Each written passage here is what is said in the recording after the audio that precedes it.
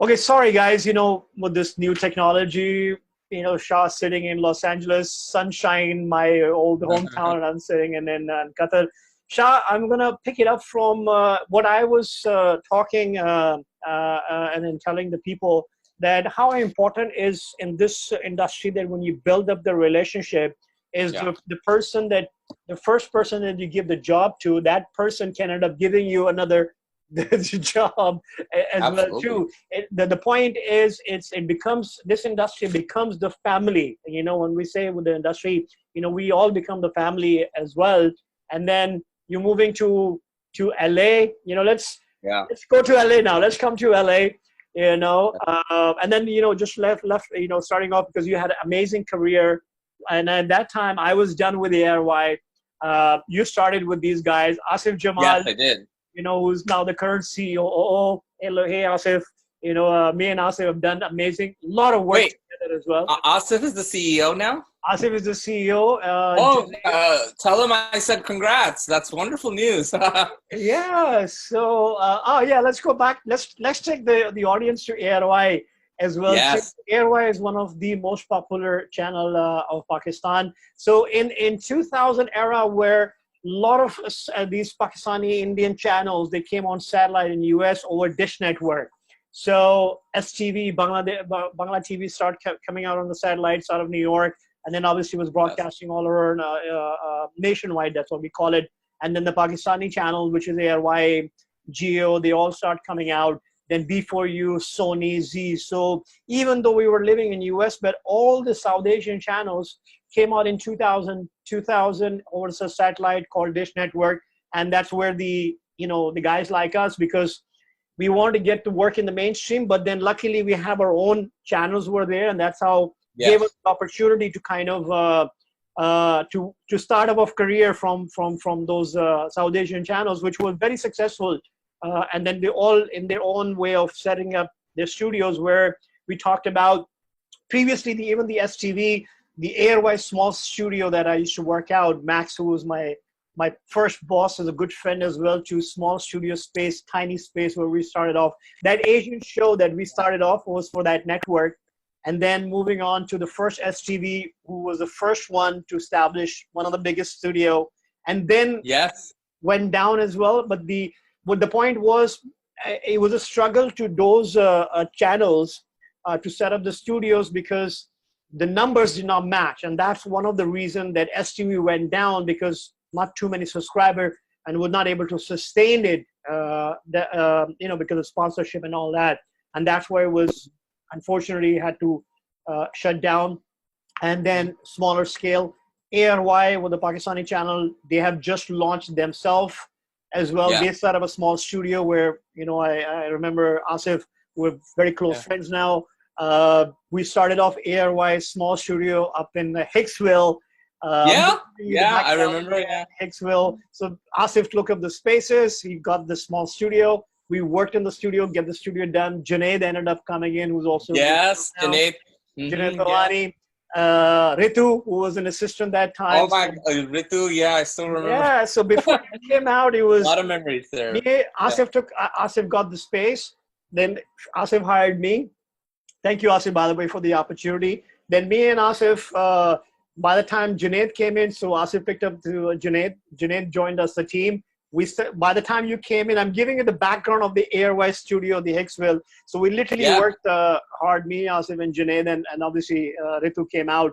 We worked hard to get the studio. So by the time you came to ARY, we have done all the hard work.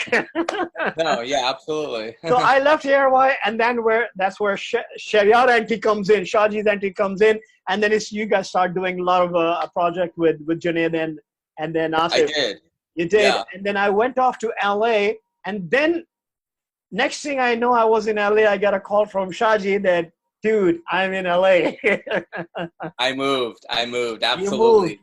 You moved. Yeah. And that time, and that's what I was talking to Shuru Kumar, who's literally Shahrukh Kumar, is one of the legendary producer in Yeah. Hollywood. He gave me my first break in California, and we became really good friends and still friends now. I was just talking to him, and then Shahrukh reminded me. So I did his first interview out of his studio up in North Hollywood. So Yes. with him and his dean, his other partner. So we were, and that's how I'm just giving you the story, how the fate leads you. So me and Sharuk became friends. So, Sharuk knew my background. He said, I said, Sharuk, I need your help. Get me in. So he brought me in as one of the associate producer within his studio. And we were working on a project where we needed a good editor and a VFX. I said, you know what? My buddy Shah just arrived, and Yeah. obviously I spoke really highly. So, and I'm trying to tell to the people how things works. We worked 10 years, our history in New York. I moved to LA.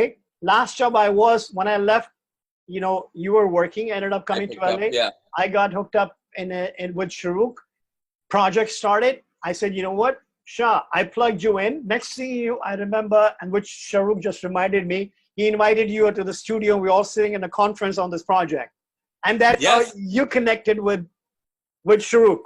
Yes. Which you guys have a good 10 years experience now working in the industry.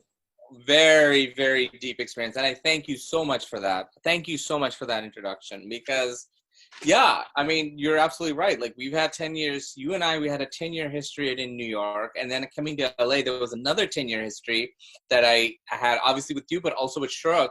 Right. And to this day, we work often. Like, Sharuk and I have worked on at least 100 projects together in the last 10 years. Probably more than that. But I've done, Sharuk has become a very close ally and associate and friend of mine. Obviously he's a mentor, kind of a mentor to me. And I also know that, he was also helpful to you. He gave you your first big break, but he actually gave me my first big break too. My first job in Los Angeles was outside the project we worked on. There was a motion graphics that I needed to do for a TV show. And that was we came in end of July. And in September is when he hired me. End of September, early October is when he hired me to do the thing, which I'm still very proud of, the opening motion graphics of a TV show called Aphrodite's Menu. But anyway, yeah, Sharuk and I, it's been quite a ride the last 10 years. Yeah. And then, what I was going to say, then me and Sharuk. So Sharuk Umar, he's a Hollywood producer. His background, from Dallas. He was a sports newscaster and then a producer. And then he have done many films. He have done a lot of films with Wesley Snipes, John Van Clandem. Yes. He's got if you go to IMDb, which I will be talking to Sharuk next week. And then I've already preset with Sharuk that we're going to bring you on again. So you will see Sharuk and Shah together. Now, so tell me, how has been your journey now? I mean, you're a pro, let me tell you guys, you've learned how Shah started his career, but Shah is one of those, you see a lot of actors on the screen, like Carl Penn, Aziz Ansari, which are out there, but there are also South Asian behind mainstream. When we talk about the mainstream, are big Hollywood. Hollywood is, it's a term just because in Hollywood it's a mainstream, bigger productions like NBC, ABC, Showtime, HBO, Netflix, and Shah will explain more. So there are a lot of South Asians, or few South Asians, I would say, who have made it behind the scene, and Shah is one of those. And then it's a successful story. It's an inspirational story. And you just heard how the struggle was and how he started the career. And he is one of the iconic who was making the pave for a lot of other South Asians in the mainstream industry behind the scene. So talk about that, Shah, and then tell me how many shows. How did you start it off? Your first break, I know you started off with Sharuk, but now you're actually on the set, on the ground, on the Warner Brothers studios. You're at the Sony's Gate studios. You are at the Lionsgate studios. Absolutely. So I work with television shows, Emmy-winning television shows. I was the supervisor of Scandal, which was the #1 show for ABC on the seasons that I worked on, the 2.5 seasons that I worked on. How to Get Away with Murder, first season of Grace and Frankie, Justified, I supervised all the way to the end. All of these shows, I worked with the actors, with the directors on set, supervising. My job would entail, first of all, each of these shows would have a roster of directors. Usually, if it's an 18 episode or 22 episode show, they would have a roster of 10 directors that they would cycle twice. So what I do is they'd call me for the production meeting. I'd get the scripts. I break it down. I speak with the director. I attend the production meeting, and then the director and I would sometimes have our own VFX meeting. Sometimes necessary, sometimes it's not necessary with the producers. And we would talk about specific shots. So for instance, Scandal, the biggest challenge we had was how do we show this beautiful, the story taking place in beautiful Washington, D.C. We shoot it in Los Angeles. All the interiors are shot at Sunset Gower Studios in Hollywood, but anytime she's outside, that's all VFX. Anytime you see a White House, a Washington Monument, that's my department. So I led that department. I supervised it. I mean, basically, I was the on-set VFX supervisor, and I was hired by a company called Master Key Visual Effects. Okay. And I want to share the story of how I even got the job at Master Key Visual Effects. Yeah. Because everybody's like, how did you even enter these Emmy Award winning, like, how did you even get inside? So the way I got inside is that you have to, people, they start the career and they get very disappointed early on and then they give up, right? Right. And with me, what happened was that I constantly persisted. I constantly tried. I was very naive because I didn't know where it was going. I just wanted to do the best I could. And I hoped that people would see my work, right? So what happened was after the initial couple of projects from Shahrukh, I got an opportunity. I saw on Mandy.com, which is a website for jobs, film professionals, music video, editor needed for music video, there's $0 budget, okay? So I was like, I'm broke, I'm unemployed, the first complete year, the first entire year we were in Los Angeles, my wife and I, we stayed in a 1-bedroom apartment in Sherman Oaks, and we slept on the floor. We didn't even have a mattress. We didn't even have a TV. In fact, it wasn't until my father-in-law came, who wanted to come to visit. I was like, oh crap! Now we gotta buy a bed and we gotta buy a TV because I don't want him to know that I haven't been providing for his daughter. So that suddenly we got a TV and we got a bed. But all that entire first year, people are shocked. We slept on the floor. We couldn't even afford a TV. I had a computer. And during that time, there was a girl, a young woman that I worked with who directed a music video with Amanda Banks. And I did the video for free, and that video, because I did it for free, she was so grateful that she introduced me to Davey Duhamel, who's a director who directed, Kaya video, who was one of the members of the Pussycat Dolls. And I did that and he loved it. Okay. And so then I worked on my first major music video, which was Sean Paul. This was back in 2002. I worked on Sean Paul. The video is called Touch the Sky. I did all of the VFX. I had some minor VFX done by another artist, but I did pretty much 95% of the VFX. And then I also did a 3D conversion. And the crazy thing was that Samsung was a sponsor for that music video. And a month after I had delivered the video, we bought a 3D TV. And, that's the TV that we bought. Remember I said that when his dad was coming, my wife's dad was coming, we had to buy a TV. We have a Samsung 3D TV. So with the glasses on. So one time we had friends over and Samsung 3D TV has a 3D section. So I was like, let's see what's on a 3D section. The very first thing that popped out was that music video, the Sean Paul music video that I did the conversion, the entire everything. And I couldn't believe my eyes that I was watching my own music video playing from my Samsung TV. And that really, that opened a lot of doors for me. Like that music video got me a lot of introductions. And one of the introductions that it got me was that video got me onto a director named Jordan Bahat, whose 6 videos I ended up shooting. Panic at the Disco, 21 Pilots, really big name artists. But now by this time, are you getting paid? So I had my temporary work authorization in 2011, right? Okay. So I start after 2011. I was getting paid, but I didn't have a full-time job. I Okay. never got a full-time job until recently. All this time I was doing freelance work, and we were Freelance. still Okay. financially But struggling. freelance with the paid work now. Now you're getting paid of all the work that you were Yes, doing. for the first time in my young adult life, I was actually getting legally paid.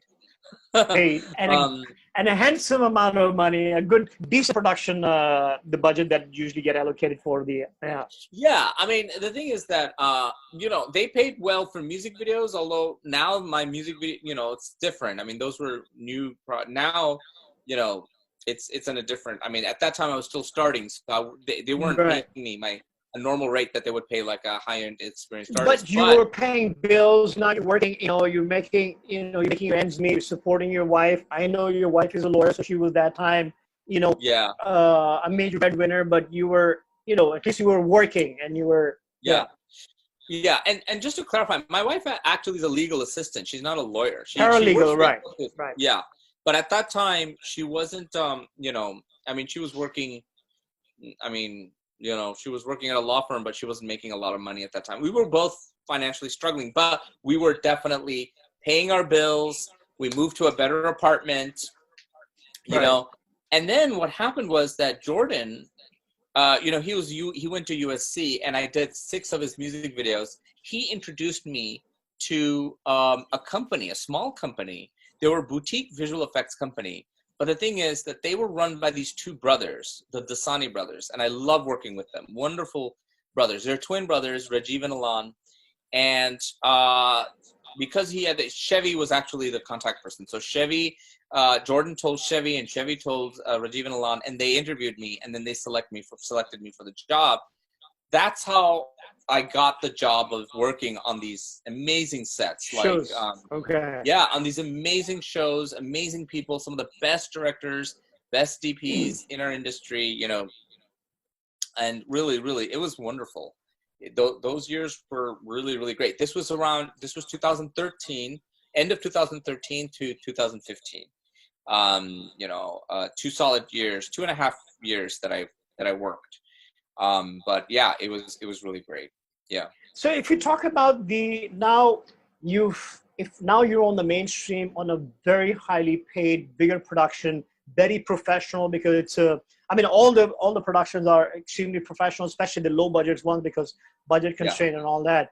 How has been your experience now working with the big boys? And now, mashallah, you're one of the very well-known VFX supervisor in the industry.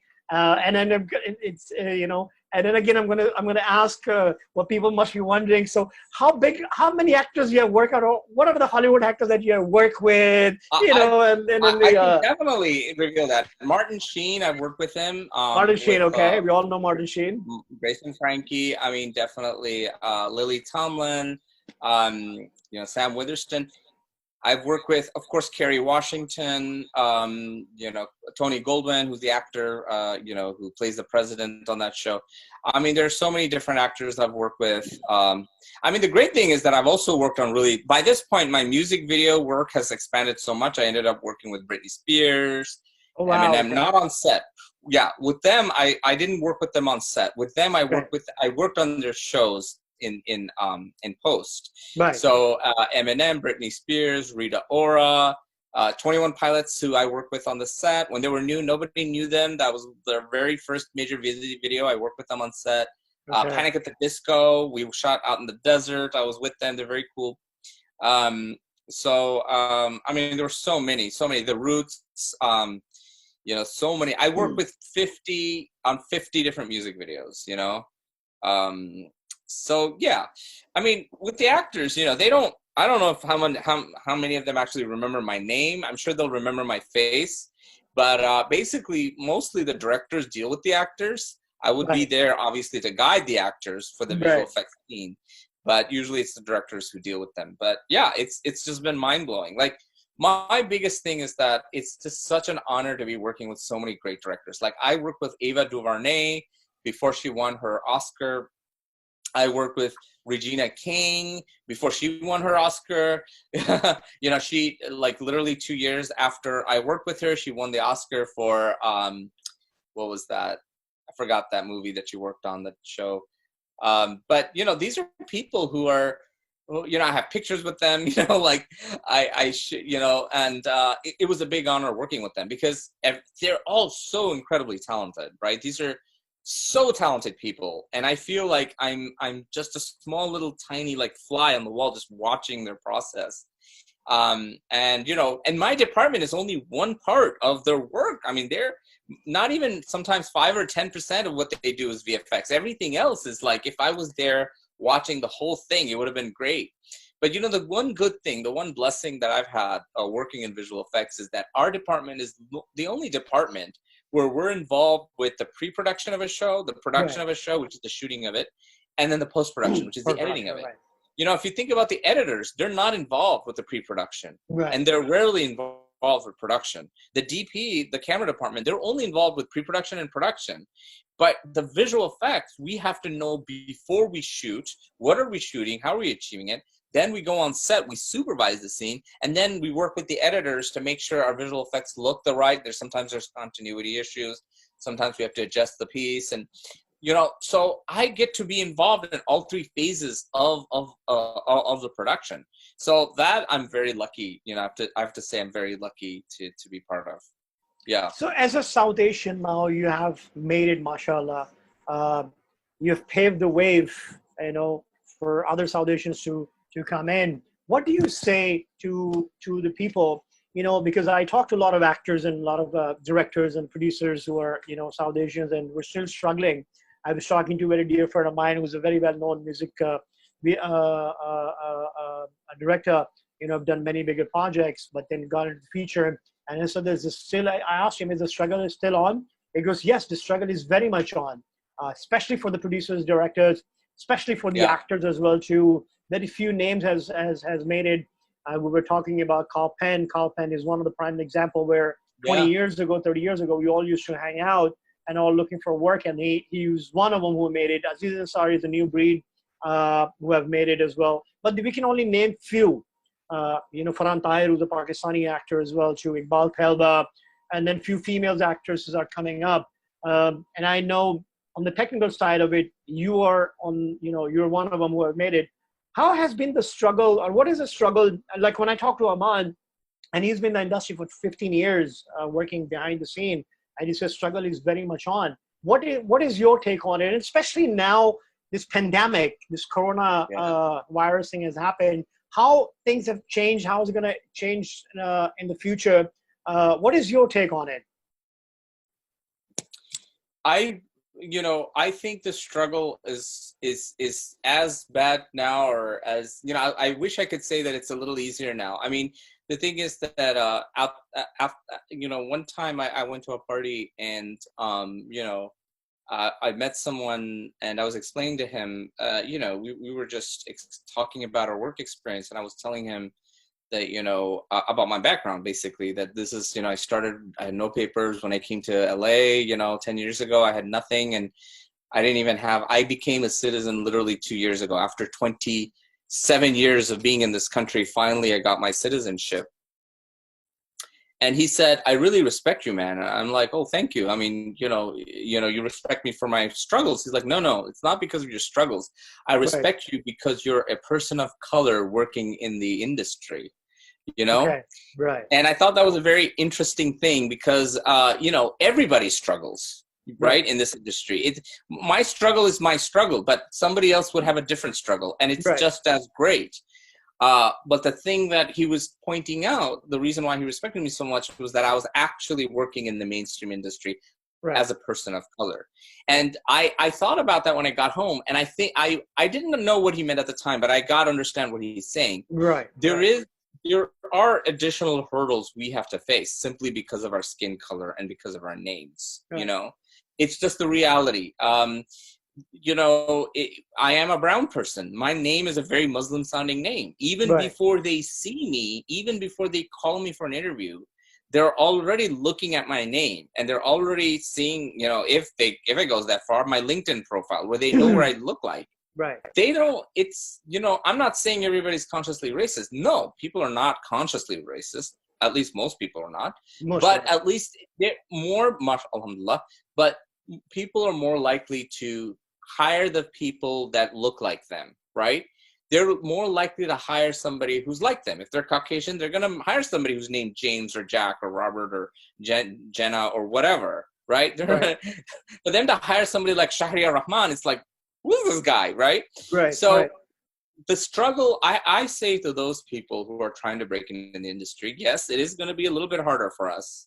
I'm not going to lie, especially if you don't have money, if you don't come from a background of money and where you're struggling, completely on your own kind of technical abilities or talents or acting abilities or what have you, it is going to be more challenging. And the thing that I have to say is always do it for the love for that thing. Like my love for being a filmmaker, for doing the technical stuff, that is what I focused on. I didn't focus on, oh yeah, you know what, I'm not making enough money, or oh yeah, I'm not getting famous enough. These are not things that you should focus on, because after 3 years of struggle, you're going to give up. If you're looking to make a lot of money in this industry or trying to get famous in this industry, that shouldn't be the thing. As an actor, you should focus on what are the roles that'll give me a good way of showcasing my talent. As a director, what are the stories I want to tell? As an editor, what are the projects? Who are the people I should connect with so I can make my talent shine in a movie? These are the questions that if we all focus on them, then definitely the struggle becomes really nothing. It's second nature. You just do it, and hopefully you'll get the acclaim that you deserve. And now you're also a biker, dude. I am. I'm a Ducati, huge dude. Ducati, yeah. Ducati, bro. And mashallah. Yeah, that's what I did. Yeah. When I got my Scandal job, it was I really wanted a motorcycle. My wife gave me that motorcycle as a gift, and it was a birthday gift actually. And it's my passion. It's I'm a motorcyclist, and I never thought I would be. That was my first motorcycle. It still is. I just rode it yesterday. It's a huge thing in my life, motorcycling. Yeah. I remember also I was just thinking about the Black Satellite post-production studio where, and again, coming back to, the graph changed it, and then me and Sharuk were, we partnered up later on for that studio. But then going back when I started off in the industry with Sharuk, some project, because in my case, I was already married, obviously. Then I had third kid was on the way, so I could not afford to do a freelance job. And I, coming from a very strong television background, I was used to having a salary. That's one thing about broadcasting. At least you have, it's kind of secure. Yes, it is. As compared to films, because you have one project and after that you're looking for another project. So I could not sustain working in the film industry, even though I wanted to make a switch. So I had to, again, I ended up, joining Voice of America after that, and back to the broadcasting. And then, then again, the Sharuk has started a Black Satellite post-production studio. Great studio, a lot of memories, good ones and bad ones as well. And then again, Sharuk called that time. Like, hey, by the way, I started, but that time I think that you have just shifted to LA as well too. And then and then you were doing some other project as well. And then I remember rejoining Sharuk again, mainly I was on the business development side of it. Then we ended up working together, and then ended up becoming a partner and all that. That's another story. When I talk to Sharuk, you will hear how from Sharuk telling me to come down and help him with the post-production, and we ended up buying the post-production house and losing it. Yeah, I remember that. As well, how your destiny changes, the graph changes. And I remember so well, and that time you were still kind of doing the freelance, and I had this one project working for Sony Television. It was on Daz Talk Show with this producer up in San Francisco, and I had the project. And then, the reason I'm telling that story of the pressure of while struggling, getting into the mainstream, you were juggling. So the thing with Shah, when you give a project to Shah in the old days, because he was struggling with so many projects, he will take the project because he doesn't want to lose it. Yet, Yeah. we calling Shah because as a producer, we have deadlines, Yes. So I'm on a deadline. Shah said, and obviously he said, even though he wanted to say no, but I guess in my case, we always have a soft corner, so he took the project, right? And then I I'm calling, remember that. yeah. It's the point I was telling is in terms of, the struggle of a person of your struggle, and you making it now to where you are now. It's only the you have gone through, and then people, obviously the person who's close to your wife and your brother and your sister within your circle, and like I know, literally for 20 years, as Yeah. well too. But the reason I'm really inspired, and it's like really, sometimes I get tears and emotional become you become a family and a brother of have you made Yeah. it. It's really mind blowing. It's really really mind blowing, Thank and to you. me, you are a success story. Yeah. You are truly an inspiration, and you are a brother, man. And I give you, I give you lots of credit of staying in the industry, and making it a big, mashallah. And you are a big in Thank your you. own way of, and where you at now, And I Absolutely. salute you for that, because as a brown person, like we just talked about, my experience for years, 30 years in the industry, I'm still not able, and that's the frustration hit me. And then I got into the, I went to the film production and business side of the film, ended up coming to Qatar. But the frustration part was, even when I moved to with 25 years of experience in broadcasting and television and having so many friends in the industry, I still could not make it. And I gave up. I just, I can't handle it, screw that. And I ended up traveling. I mean, mashallah, thank God, I'm in Doha, doing really well. I made it with my own people, Yeah. So Absolutely. it's very hard, and then still my friends tells me to come back. And then, because so much experience in production and film and business, but I still have a strong hesitation. And I refuse to come back. I said, when I again, said now, if I want to be in Hollywood, let the Hollywood come to me instead of me going to the Hollywood. So I'm going to that kind of Yeah. a zone. But with this pandemic, there's so much things our industry is hurting. I'm in a cinema It is. business, as you know. We don't know what the future holds, but we're still very optimistic. But thank you, Shah, for Thank you. for being there, for all your hard work, and then all your great work that's coming. So one thing I want to ask you, okay? So tell me, of these years, the worst thing that you have come across with me. How hard was I as a producer, or in the working in a relationship? What was, if I can learn something from you in 20 years, or if I can change now, what would it be? And be honest, brutal. I'll be honest. To be honest, not much, man. I mean, you were really good as a producer. I can't really think of it. I'm just being honest. I'm trying to think. I mean, honestly, I said, like, you taught me a lot. You didn't just teach me directing. Also, you actually taught me how to structure a show, editing wise. You actually taught me Asian Invasion was an eye-opening opening experience for me. It set the stage for me to do all the television shows with STV and ARY and TVC and all those channels. And to this day, like, those were the foundation. Of course, when I came to LA, I had to start from the ground and build my career up again. But because of you, honestly, dude, like, I can't think of. I'm trying right now, and I can't give you any kind of critique. I mean, you were very good. You were a very good, not just a mentor, but also a good friend. I mean, I remember we spent so many hours. I remember that one studio where we both started working on. We had just moved into that studio, and there was a squirrel that. Sorry, I had to share this story because I just thought, it's just so. Do you remember the one time a squirrel got into the studio and we ran after the squirrel and we got a box and you put a box on the squirrel and we were able to get it out? Do you remember No, that? no, I don't. That What was was at that? Zoom TV. Do you remember that? Or Salam, Well, sorry. Zoom TV. oh Do you my remember God, that? I forgot about Zahir. Oh my God, that studio. I forgot about that. Oh, that's a whole And that another. was such a That's a great whole another episode there. Small studio.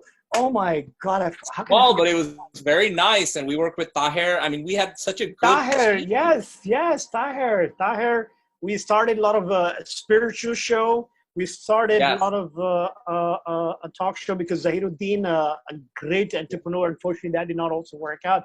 Oh my God, I forgot about that phase. And that was also very hard phase as well too, because here's a man with a lot of vision, with very little Yes. funding, but very big dreams. And then, you know, again, yeah, remember first person was I called you, you came on board, Tahir came on board, and there's all literally three of us. And we're doing 7 or 6 shows by that time. I It remember was we got the it was TriCaster, brought the remarkable. Yeah. TriCasters, small Yes, PD we edited on the 150, TriCaster live TriCaster footage. PD 150. Well, Uh, yeah. yeah, yeah, man. And Amber have just my wife Amber have just we've got a small house and up in a Long Island. Amber have I just came came and in. I had visited my you first then. Yeah. daughter, and it was it Yeah. was it was a struggling time. And then we were frustrated because here's a man with a vision, with little bit of funding and trying to get the more funding, and yet we're squeezing in so many shows and production and pressure, and yet you've got I've got that's what the struggle is. I've got a wife and a kid, a newborn baby, Sophia, if you remember, used to come to the house. Yes, I remember. I And remember. Yeah. then oh my God, yeah, man, yeah, you It was crazy, man. I mean, the squirrel. unfortunately, yeah, I don't know. Do you remember the I, squirrel the I don't very I don't first day? remember, but I remember now. It just bring me bad that whole memory of, and the place, the studio we got as well too was a very congested area, place called Jamaica. I mean, if you literally Jamaica. if you pass by the studio, you will not even know if there's a studio. You probably think there's a superstore behind it. You know, Yeah. so But we the literally, studio was nice. yeah, inside Yeah. we did beautiful stuff. We worked really hard to get it Yeah. done. Inside, when you walk in, it Yeah. was a different story. But from Yeah. outside, nobody can tell there's a huge studio inside, right? Right. Oh yeah, I mean, I remember Zoom TV very dearly. I mean, we worked on some great programs. I mean, we did that Indus fashion show in Oh yes, 2008. yes, in this fashion Yeah, show, man. and that was a great show, man. I mean, you did a Yeah. really good job. I mean, you direct. I mean, that was just amazing how that fashion show went out. You know But what? I'm gonna end this meeting because it's about 40 minutes, so that we oh, get on record. But let's, since you if you're up for it, let's do another session and then let's see how it sure. goes. Yeah, if you have time. So let Yeah, me end this, absolutely. that way it gets recorded, so we can always air it sometime. I'm gonna end this. So Shah. So this is Shah. You heard our conversation, but there's so much to talk about, and he brought this another era, which is uh, another big era in our career together, which I completely forgot. It was 2 years, but it was a conversation is so interested, and I'm pretty sure that you guys are also enjoying our conversation as well. So I'm going to record another third session, which we may air it. So that's Shah, guys. That's Yeah. his journey. And Shah, anything that you want to say to real quick to the South Asians in a precise 1 minute time?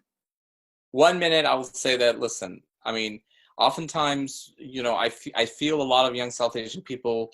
I hear that they don't often want to do what they really want to do with their lives because their parents tell them, their society tells them, their culture, their teachers, their brothers, their sisters. My feeling is that do what your heart wants to do. I know it's very cliche, but it really is true. I mean, it played out in my life where I did what my heart really wanted to do, and whatever struggle I had, it didn't feel like a struggle. It's a cliche thing to say, but trust me, you're going to be so much happier living a life knowing that you pursued what you really wanted to do. That's all I wanted to say. Well, thank you, Shah. Love you a lot. Thank Lots you. of love to your little one. A lot of regards to the wifey, and I'll see you again. I'll see you again. Cool.